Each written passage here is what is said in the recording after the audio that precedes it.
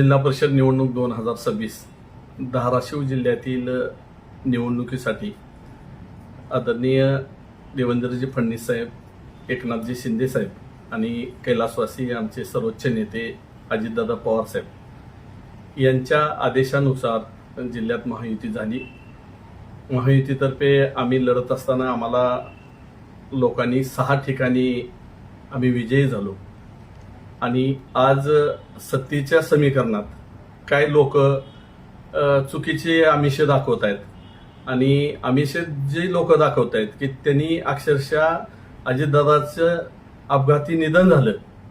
अशा परिस्थितीमध्ये जिल्हाभर अजितदादाच्या घड्याळाला सहानुभूती असताना सुद्धा काय लोकांनी मुद्दाम घड्याळावरचे उमेदवार पाडण्याचा प्रयत्न केला आणि तीच लोक आज आम्हाला आमिष देऊ इच्छितात.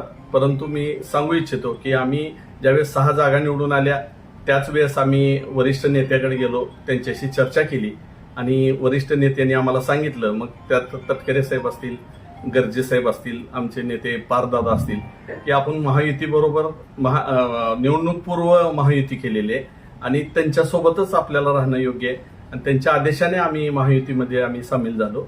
आणि आम्ही आता कोण किती काय आमिष दाखवल त्याला आम्ही